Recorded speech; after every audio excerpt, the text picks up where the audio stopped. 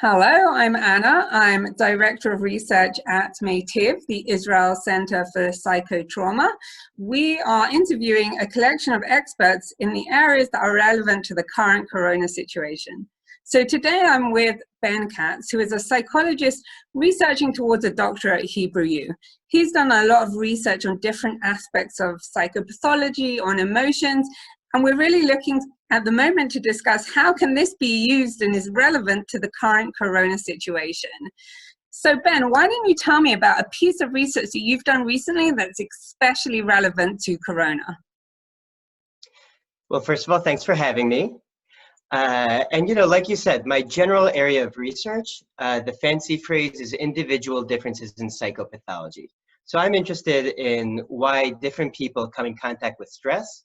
Some people get anxious, some people get depressed, and some people walk away just fine, which is obviously very relevant to right now. There's one piece of research which I think really hits on what's going on right now. We brought in different groups of participants into the lab, and we told them that they were going to do a certain therapeutic task. Okay, the therapeutic task is effective, but it's pretty boring. You have to sit there and you have to look at your thought and you have to think about it from certain directions. And we know from both patients of ours and from research participants, they find it helpful, but it's hard to keep themselves motivated. With one group of them, we said, this will help make you feel less bad. The things that you don't like will bother you less. And the other group said, this will help you feel more good. So think about all the good things that you want to accomplish in your life. And this will help you be better at attaining them, despite the thoughts that you don't like and the aspects of it that the task will help you with. And what we found was that pretty consistently, the patients of ours that looked at it from a more positive perspective and thought about the values that they had and what they wanted to accomplish, stuck with the tasks for a longer time than the ones who are just trying to feel less bad and avoid the pain. So what you're saying is that when we're trying to find all these solutions and reading online all that information that's saying this will help you not get as anxious, actually it was more useful to try and think, well, what's going to make me feel good? How can I relate to things that are on a more positive angle? Mm-hmm. And we found that using a variety of different methods. Like I said, we found it with these cognitive tasks where you're sitting there thinking about a thought you don't want to. We found it with people who had phobias, where they would spend more time more closely approaching the object of their fear than people who were just trying to, look on the bright side and not pay attention to it. That by and large, right, if your main goal is to feel less bad, a lot of times, especially right now, you need a certain amount of distress just to do the things that you want, right? There is a lot of uncertainty. Going out into public spaces is something which brings up some anxiety. But if you want to go shopping, if your only goal is to feel less bad, it goes against your goal. If your goal is to get the things you want, then you say, okay, a little bit of stress in my background, that's what's happening right now. I'm willing to accept that in order to get the goals of things that are important to me. How could you relate that to something within the household? We're undergoing a lot of new restrictions that we're going to be even more confined into our household. How could you relate that to something that someone is deciding whether to do within the house? Mm-hmm, mm-hmm. So I think that there are two kinds of scenarios where it's relevant. Okay, on one hand, I'm imagining somebody who's in a house, all the kids are home and their boss isn't really giving them so much leeway. They're trying to hold everything together and they're genuinely worried about their family and they're genuinely worried about maybe people who they care about who are at high risk, and they have to hold everything together and they have the kids at home. And all of this is a huge source of stress and especially pointing in the direction of anxiety, right? And then from there you have this cycle where after they start feeling so anxious and they start feeling afraid for reasons which are totally fair, their anxiety prevents them from doing things that they still want to be doing, right? They want to be able to, let's say, use this as a chance to connect with their family a little bit more. but they can't because they're constantly sending out all that anxiety, right? So now it's not just this anxiety they're feeling, the anxiety is already dripping into other areas of their life that they value.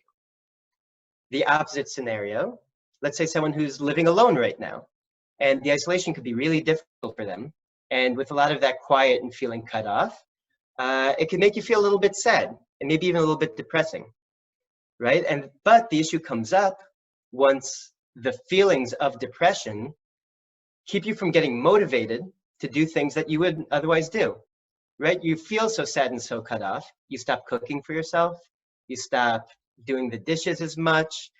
All of a sudden, it's not just feeling sad because of your environment. We're already entering this downward spiral where the sadness is causing you to feel even more depressed because that's letting it get worse and worse.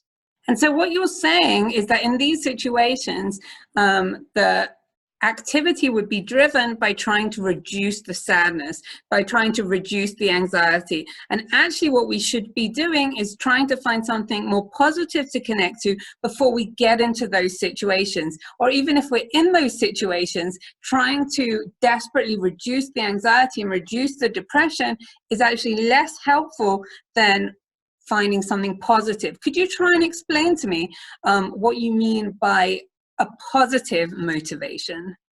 Yeah, the key here is to keep your finger on your own pulse. Okay, so let's say sticking into social media and always following it, right? For the first 10 minutes, maybe it's a fun distraction. After that, now you're already reading all of these headlines and you're getting more and more nervous. And all of a sudden, instead of trying to do it because you're having fun, you're doing it because you're getting so nervous that if you stop following it, then you'll miss something. So it started as being fun is now a source of anxiety. A lot of us are spending time at home with, alcohol and other substances. Having a drink of wine while you're on a Zoom meeting with your friends could be fun. If you see that you're starting to get to the point where you're drinking because you feel so anxious or you feel so lonely that you're self-medicating, that's already a point where you need to say, okay, I'm not doing it to feel more good. I'm doing it to feel less bad. And that's when a lot of these spirals happen. I'm guessing it's very difficult for people to actually notice why I'm doing it. But one of the things that we find recommending to a lot of people is that self-monitoring. Even just the act of self-monitoring can be very helpful. Checking in, trying to work out how anxious I'm feeling, what could maybe reduce the anxiety, or in addition, what could increase other emotions. And that's, I think, what you're suggesting here is not necessarily looking to reduce the anxiety, and that's something we need to work on accepting, but rather producing maybe a different emotional response, or working towards something that's very important to us or drives us normally in a positive direction, and finding a different way of working towards that value. And you know what? Even self-monitoring, you could look at it from both of those directions. Right? Because self-monitoring could be something which is exhausting. If you're sitting at home all day just with your thoughts, sometimes you just want to tune out, and that's fine. But if you look at it from the perspective of I'm self-monitoring to keep bad things from happening, every time you self-monitor, it's another stressful loop. If you try and include part of your self-monitoring is an opportunity to learn more about yourself under these exceptional circumstances, then yes, it could still bring up some anxiety and maybe some thoughts you don't feel like listening to right now. And also an opportunity for you to be like, okay, I'm going to walk away on the other side of this and I'm going to know more about myself. I'm going to see what is it I like when all these other things are stripped away.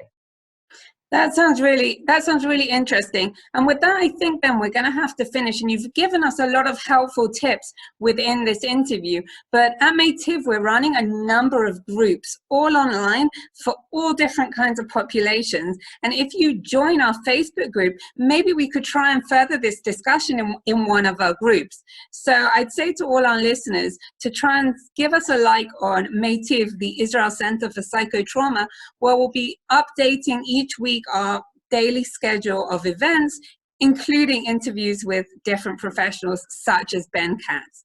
So thank you, Ben, and thank you for all your helpful advice. Thank you for having me.